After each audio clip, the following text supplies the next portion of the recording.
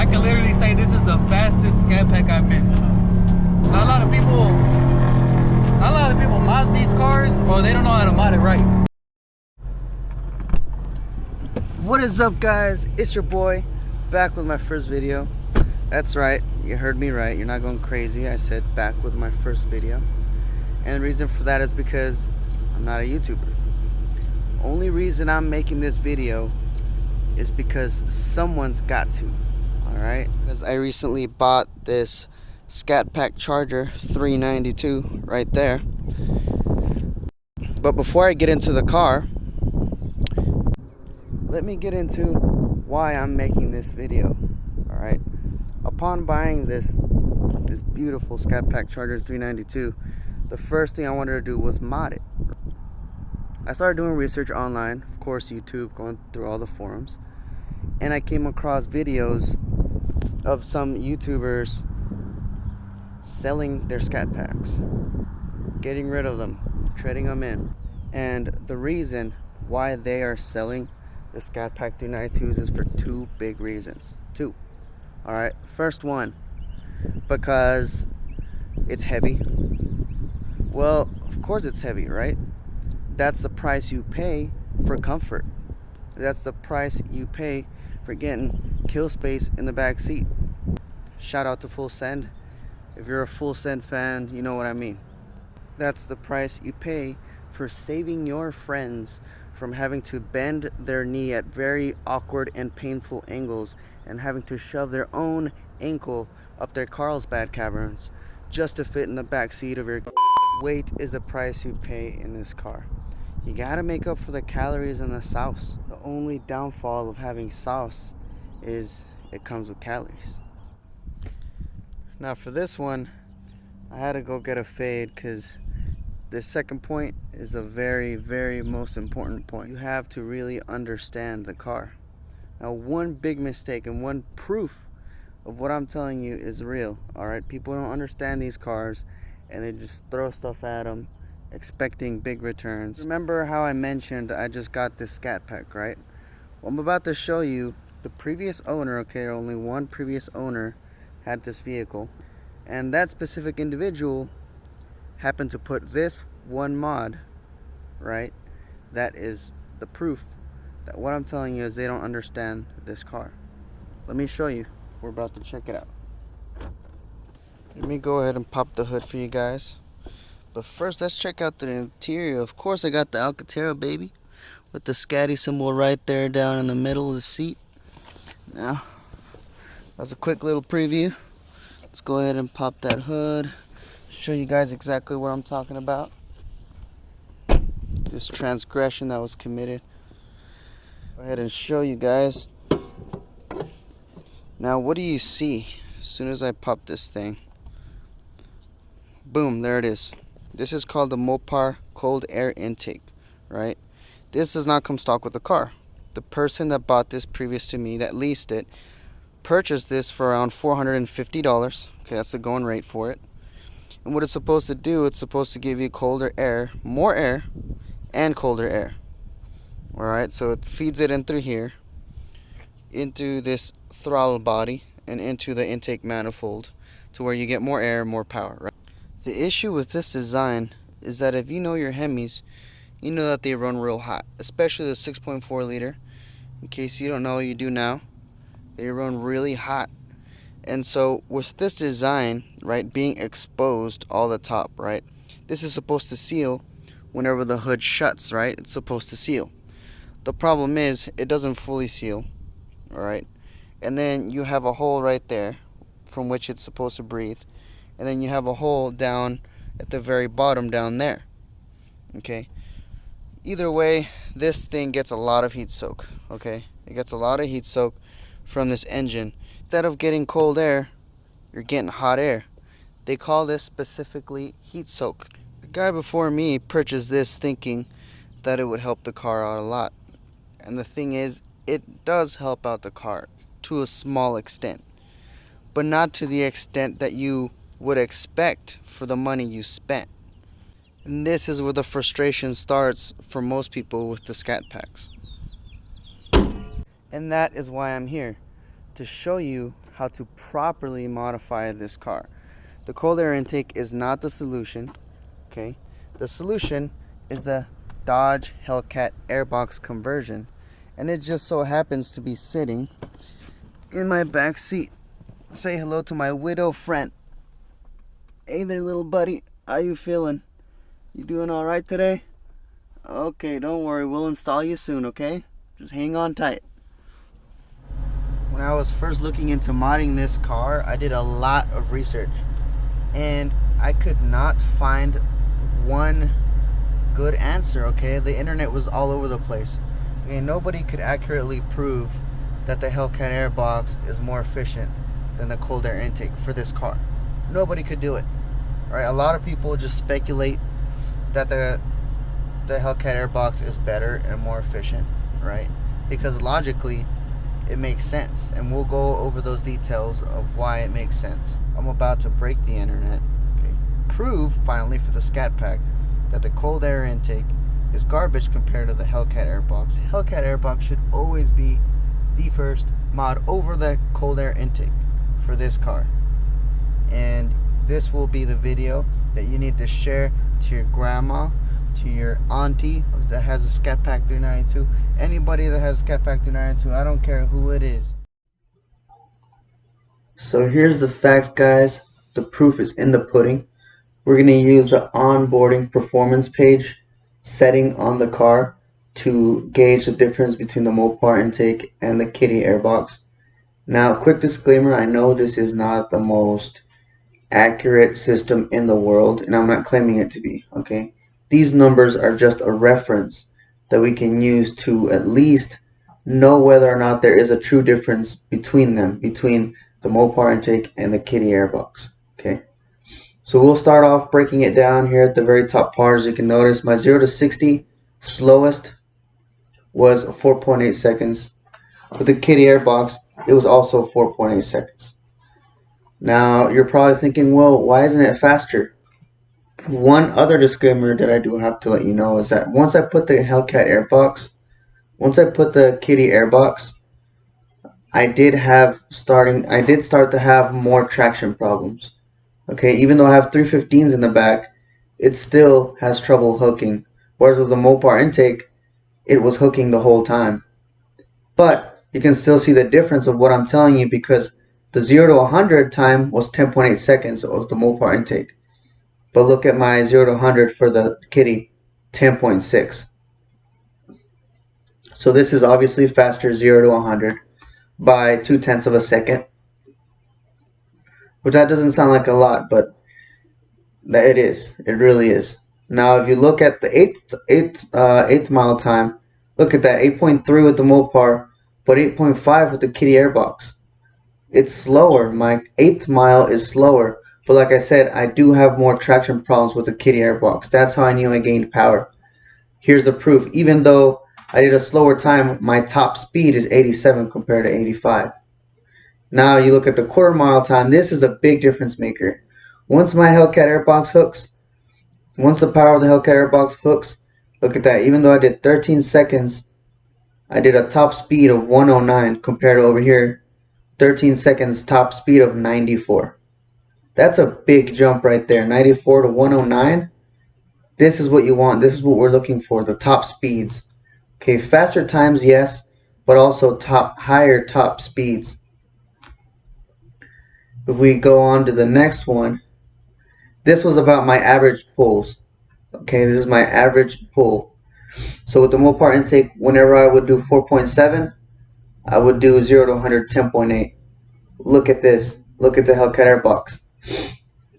Still the same 4.7, 0 to 60, but the 0 to 100, 10.4. 4/10 of a second. 4/10 of a second faster. Now if you look at the 8th mile, still 8.4, about the same. But like I said, I have trouble hooking. But my top speed is still 88. But here's the difference maker. The quarter mile, I did a 12.8, 12.9, but look at my top speed. 110. I broke the 110, whereas with the Mopar intake, I barely broke the 100 mark. So this is what we're gauging off of the top speeds. Look at the top speeds. Yes, I am getting a faster 0 to 100. Now in the short run, from 0 to the first eighth mile, I'm suffering with the Hellcat Airbox, because even though I have the 315s, like I told you, I'm hooked. I'm not hooking very well. The 315s are not hooking with the Hellcat Airbox. That's how I know that I gained power from the Hellcat Airbox, because I have trouble hooking. When it shifts from first to second, it sometimes starts getting squirrely in the back, and this shows that exactly.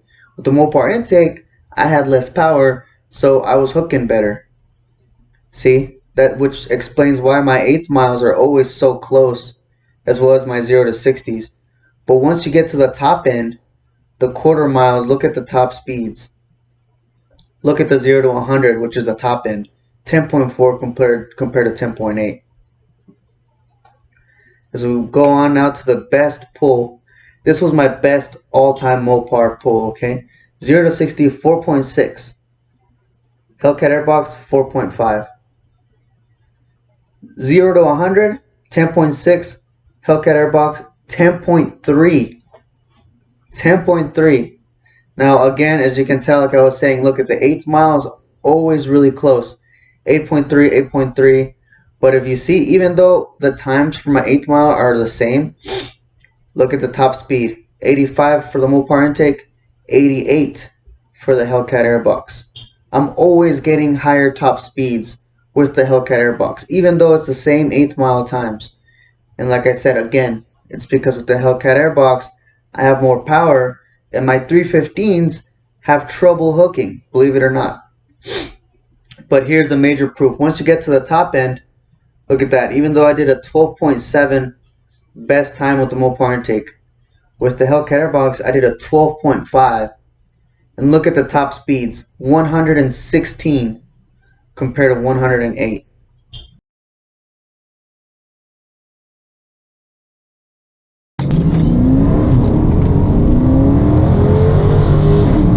Oh yeah.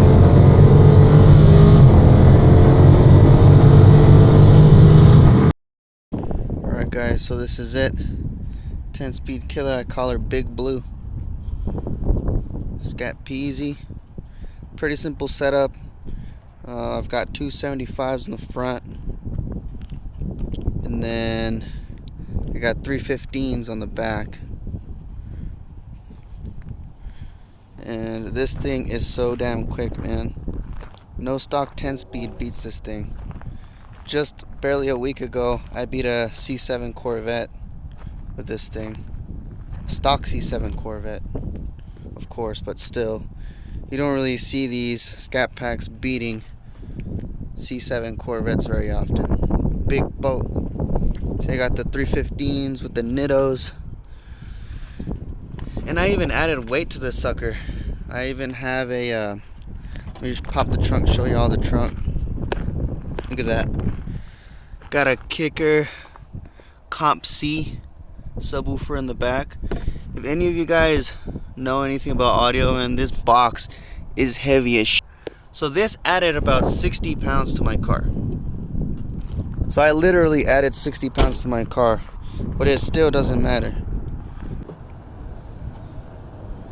Alright, so other than my engine bay being a little dusty because I live in Texas, hope you guys can forgive me for that.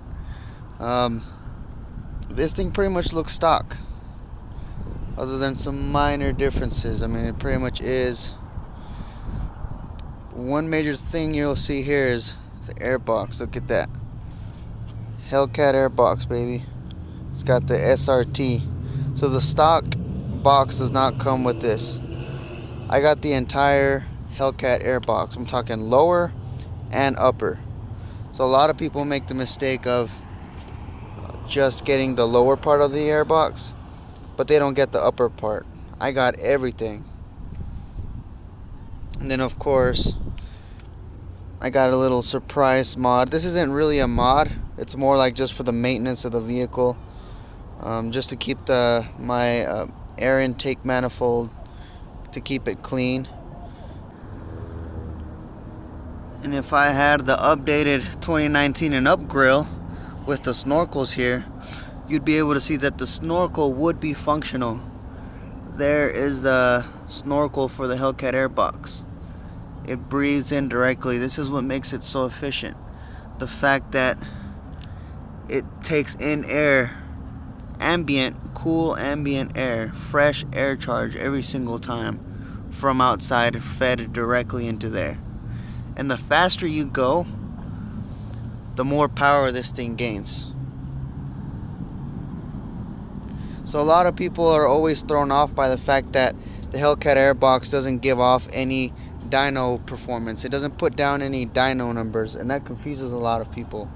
But what people don't understand, no dyno can replicate the amount of air that would be pushed in through here in real life. Think about it. If you're going 100 miles an hour, right? What dyno out there has a fan that can push air into this snorkel at 100 miles an hour? What if you're going over 100? What if you're going 120, 130? The faster you go, the more air is being crammed in there, and no dyno can replicate that. And so that's what makes the Hellcat Airbox so, you would say, tricky. But nonetheless, I'm proving it, okay? This thing makes you about 0.2 of a second faster over a Mopar intake or any other regular cold air intake.